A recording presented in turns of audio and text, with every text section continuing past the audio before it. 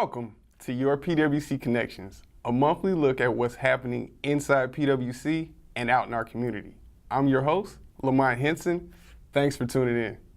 It's National Preparedness Month. Find out some important tips and resources for being prepared in case of an emergency or disaster. We'll take a look inside PWC to get a grasp at how our Communications and Community Relations Department operates. Looking for a charge at no charge? Well, if you have an electric vehicle or considering owning one, hear more about the benefits of electric vehicles and the free charging stations in Fayetteville. You definitely don't want to miss the upcoming Indigo Moon Film Festival and video contest. So be sure to plug into our Community Connections segment to hear more. And if you're thinking flushing baby wipes or disposable wipes down the toilet is a good idea, think again. We'll tell you the importance of keeping wipes out the pipes. This is another jam-packed episode. Stay tuned.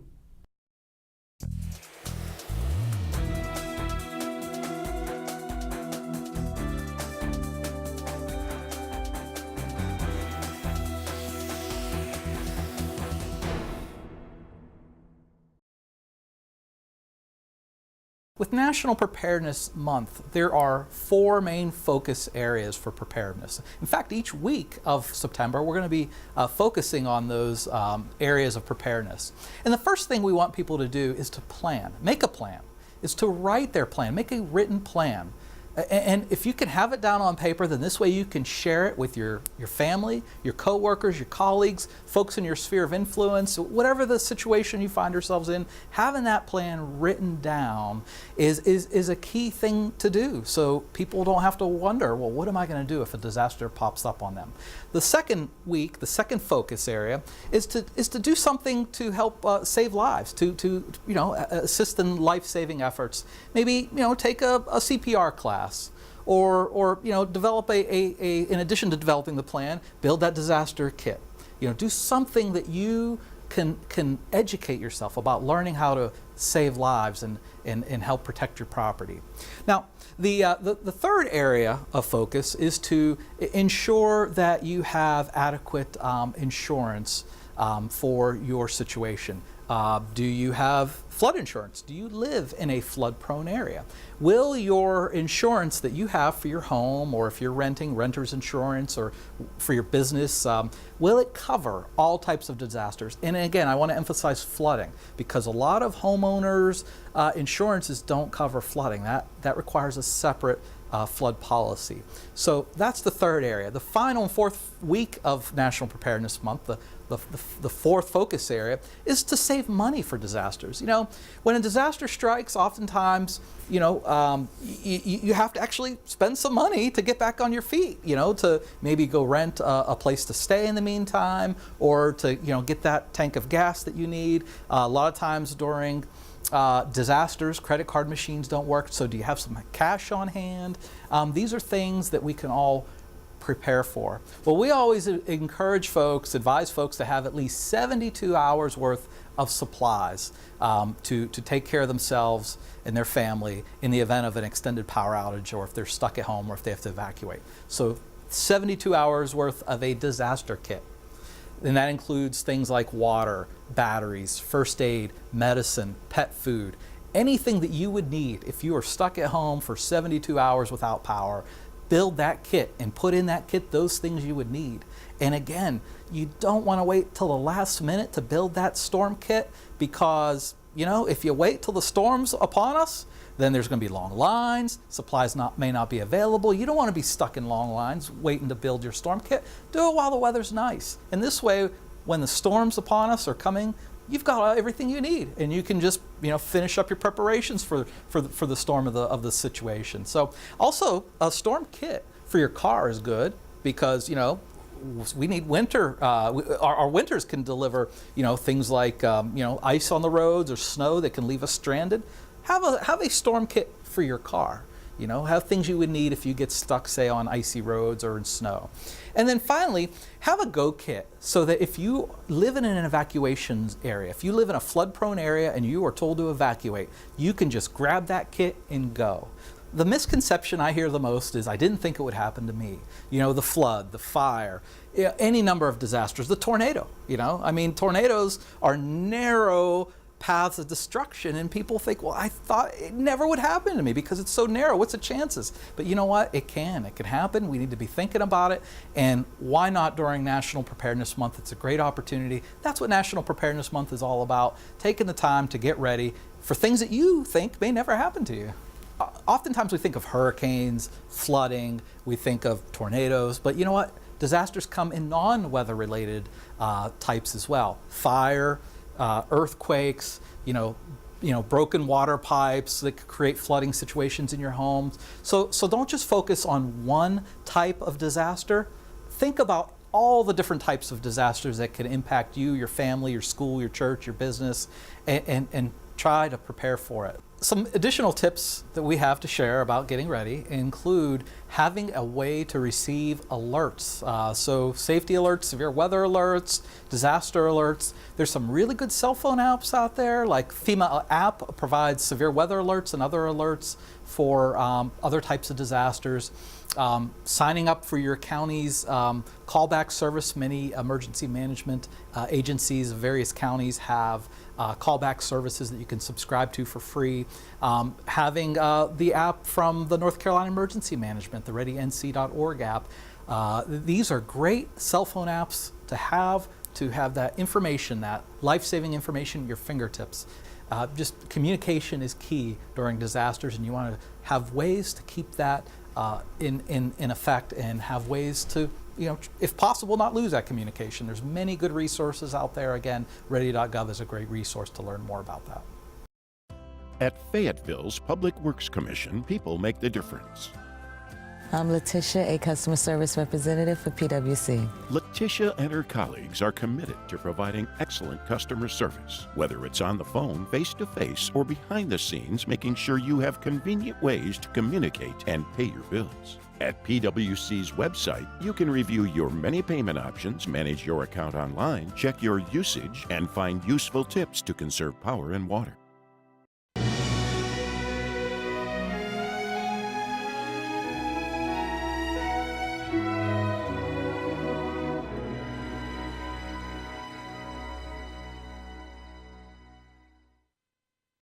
The PWC Communications and Community Relations Office at PWC basically provides information to our customers in the community through a variety of methods.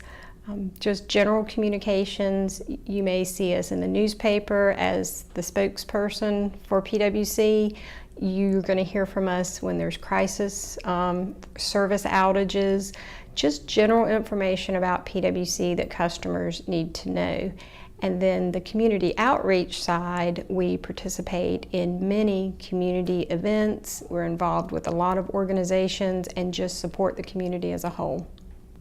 We often get the question why PWC is involved and communicates, advertises, and there are many good reasons that we do this. The first of all, utilities are so essential to everyone's lives.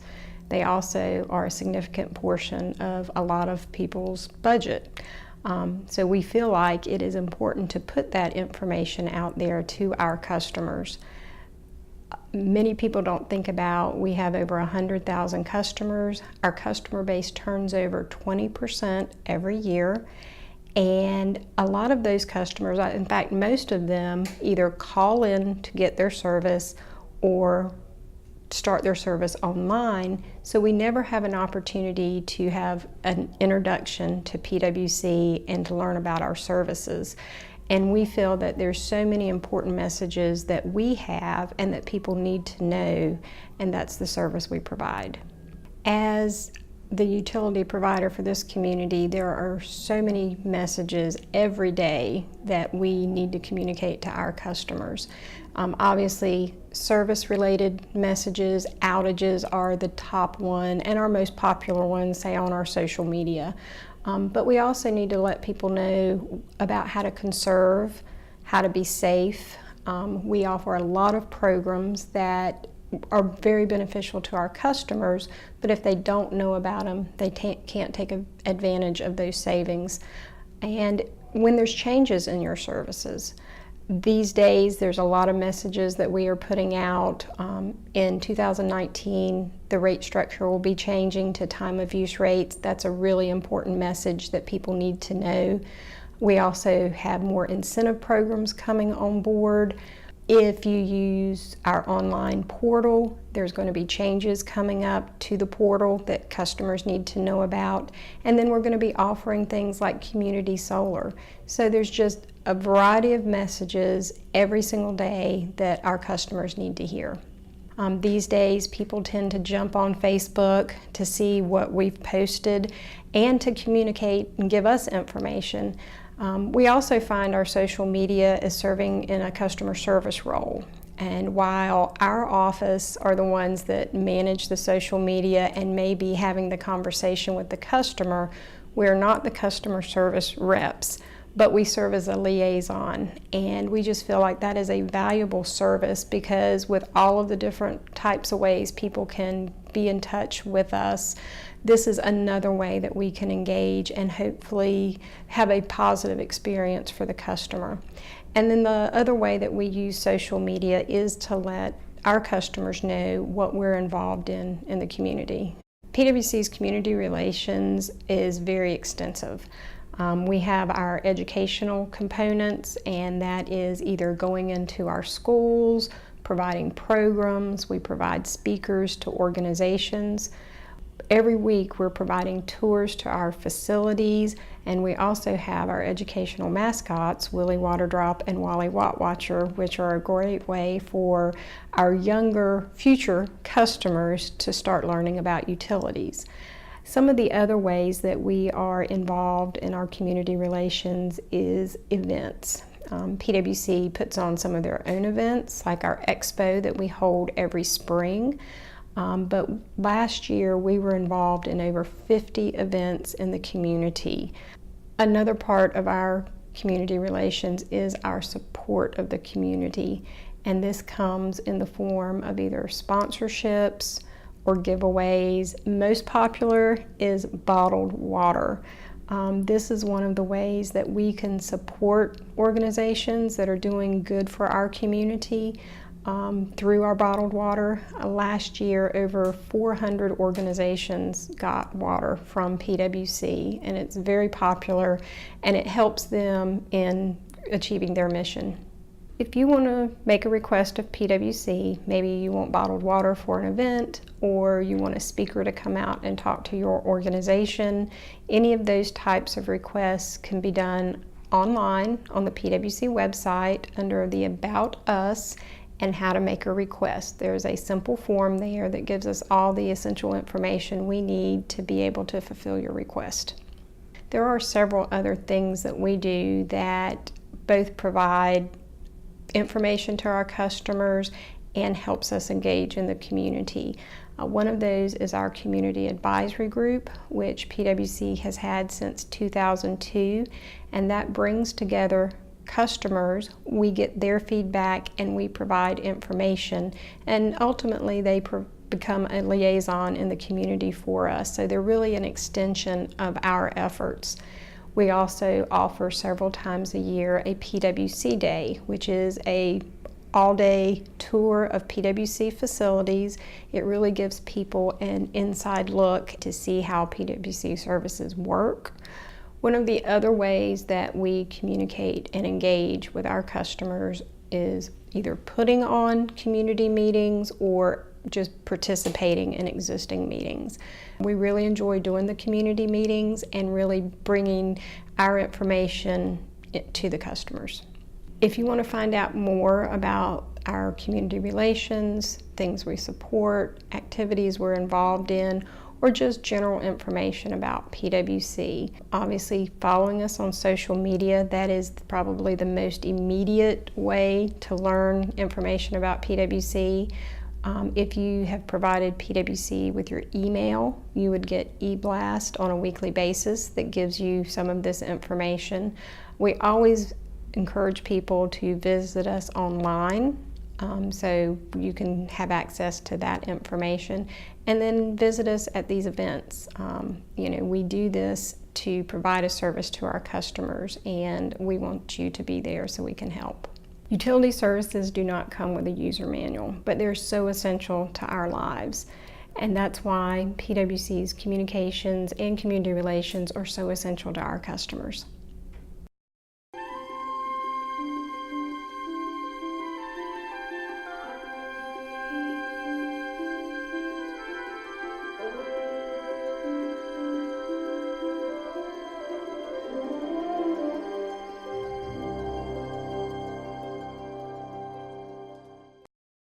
An electric vehicle is a vehicle that runs on batteries, and they are charged at charging stations. Some of the benefits of electric cars include they're cheaper to run, meaning that you get more mileage per kilowatt of energy, or in the terms of gasoline mileage, it's still cheaper. You still get more per mile on a charge. They're cheaper to maintain. There's fewer moving parts on an electric vehicle. They improve local air quality in that they are zero emissions at the tailpipe. And finally, they reduce our dependence on foreign oil. The majority of our oil imports go to transportation here in the United States. In our community, we need to reduce vehicle emissions. They account for the most pollution that causes a harmful chemical called ozone. Ozone is a lung irritant and actually increases the incidence of asthma attack in young children or COPD in the elderly. Whenever you drive an electric vehicle, however, there are no local emissions produced. Here in the United States, the majority of our foreign oil imports go towards transportation, whether that is consumer vehicles, freight, moving products around our country. So to improve national security and to reduce our dependence on that, it would make more sense to switch to a technology that doesn't require foreign oil imports. Electric vehicles do that. So electric vehicles, they do tend to cost more than a regular gasoline-powered vehicle. Sometimes consumers get sticker shock there at the car lot whenever they see just how much they cost. However, overall, throughout their life, they're cheaper to maintain and they're cheaper to run. Fuel cost, of course, is less, but also because they have fewer moving parts that require ongoing maintenance, their maintenance cost is substantially lower than a gasoline-powered engine that needs regular oil changes and annual maintenance. One of the incentives available for us to move our transportation system over to more electric vehicles include tax incentives for consumers. Now those you would need to consult with your local accountant, or you can also check the Desire database at the North Carolina Clean Tech Center. That database gives you all of the rebates and tax incentives that are available both in your local area and in the state where you live. Personally, I like electric cars because they improve our local air quality here in our community. But not only that, because there's no engine combustion, 0 to 60 in only a few seconds, so they're fun to drive. They're also a lot quieter, a lot more comfortable. Most of them have infotainment center systems that you wouldn't find in a regular off-the-shelf combustion engine car. And the batteries are warranted for 6 to 7 years. Electric vehicles are becoming more popular because they are good for the environment. Particularly, they help our air quality, and we know they're going to be more popular in the future, and we wanted to provide something to our community to help them use electric vehicles and just make it more accessible for the community. Several years ago, PWC received a grant from the North Carolina Clean Technology Center to put in these charging stations. We were able to provide 4 stations throughout the community so that people have access to charge their vehicles. The 4 stations are conveniently located throughout Fayetteville. There's one at Clark Park, which is off of Ramsey Street. You can find one at the Honeycutt Recreation Center near FTCC. There's one at Lake Rim Park, and there's also one at the Market Fair Mall just off of Skybo. And the charging stations have been a great partnership with the City of Fayetteville as well as Market Fair Mall. Because of the grant, we are able to provide these charging stations so you can charge at no charge. It is free. We're excited that the community uses these. We're seeing some increase in their use, and we hope that they'll continue to provide a value to the community. At Fayetteville's Public Works Commission, people make the difference. Hi, my name is Randall Cummings, and I'm a water treatment plant operator here at PWC. Randall and his colleagues operate PWC's award-winning facilities for water treatment and wastewater reclamation. They install and continuously maintain our water and sewer lines. And they help PWC provide customers with a clean, safe water supply that exceeds EPA standards. For tips on conserving power, visit PWC's website.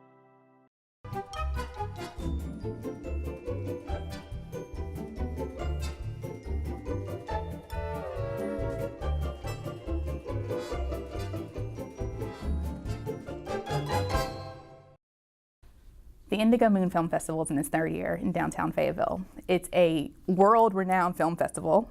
Filmmakers from all over the world know about it and they're eager to submit their films. This year's theme is the great outdoors, and PWC is partnering with Indigo Moon Film Festival and Sustainable Sandhills, and new this year is a video contest. PW is excited about this video contest that we're calling Sustainability is the Only Possibility, and we want you all to submit your videos up to 2 minutes long in length about conservation, energy conservation and water conservation.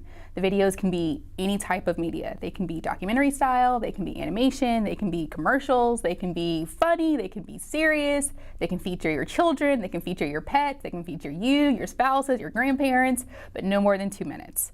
The video that receives the most likes by midnight on September 28th receives the grand prize: 2 VIP passes to the Indigo Moon Film Festival. But that's not all. The top vote getters will have a chance to have their film screened at the Indigo Moon Film Festival. Visit PWC's website and Facebook page for guidelines and information on the video contest, and we can't wait to see your videos on conservation, water conservation, and electric conservation. We want to know how you're saving the environment.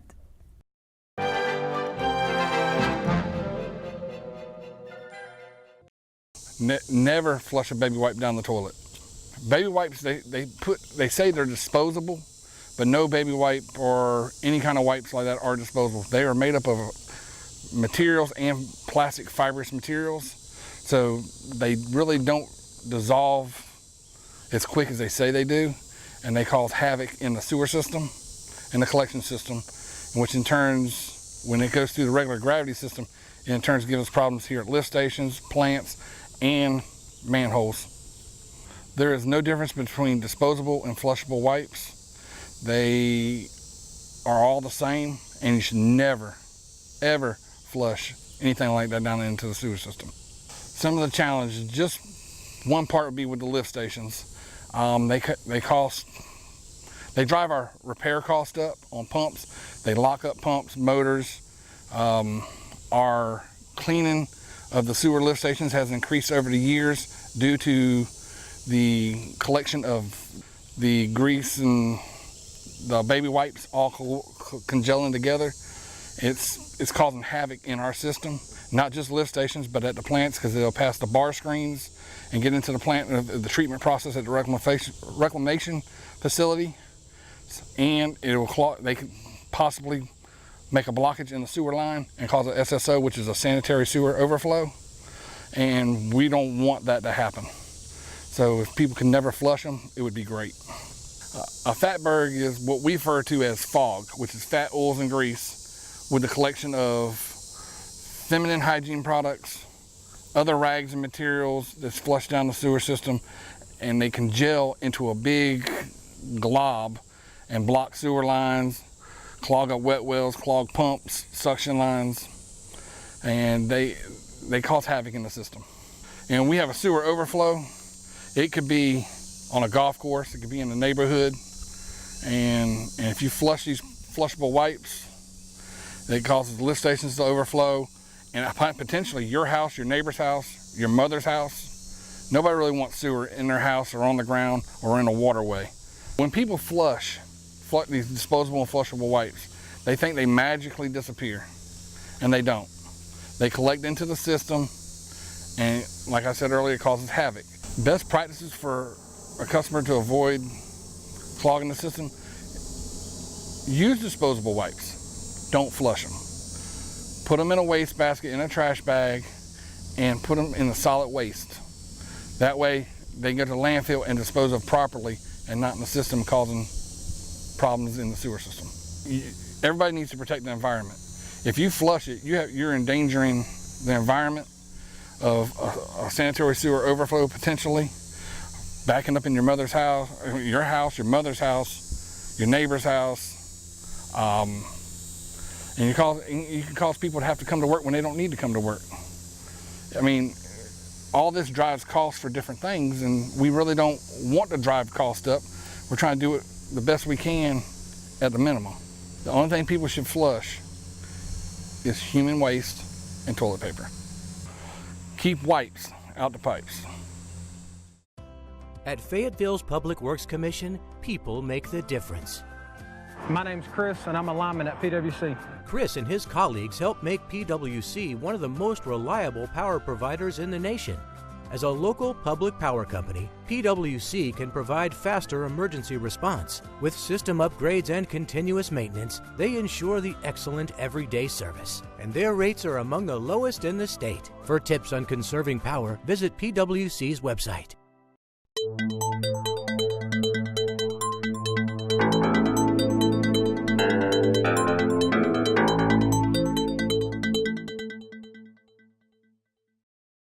Hello, welcome to this edition of Take One. This is our chance to highlight news, upcoming events, and important FYIs from the Fayetteville Public Works Commission. National Electric Drive Week is September 8th through 16th this year. This gives us an opportunity to celebrate all electric and plug-in hybrid electric vehicles and their benefits. Be sure to catch the Greenway segment. We'll further discuss the benefits of electric vehicles. Don't miss the opportunity to take advantage of PWC's Rain Sensor Incentive Program. The program ends October 31st. Any current residential or commercial water and/or irrigation customer is eligible to participate as long as they do not already have a rain sensor device installed. Visit our website for more details. October is going to be a very busy month, so mark your calendars for upcoming events with your hometown utility.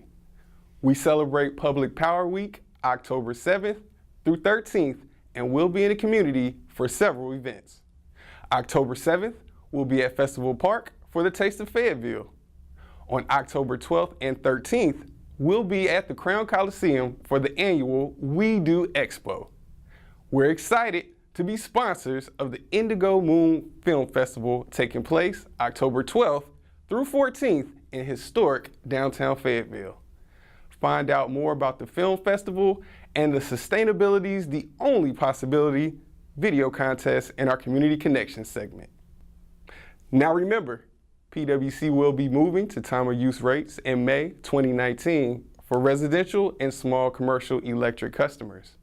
Now is a great time to start planning and get into practice to take advantage of time of use rates to lower your electric bills by conserving and shifting consumption from peak to off-peak hours. Visit our website for more information. And a little inside information for our customers, coming this fall, we're implementing a new and improved customer service portal. The upgraded online account manager will have a crisp, clean look that is responsive and easily accessed from any device. There will be new options, quick links to request new service, and easy access to news and outage alerts. Stay tuned for more details.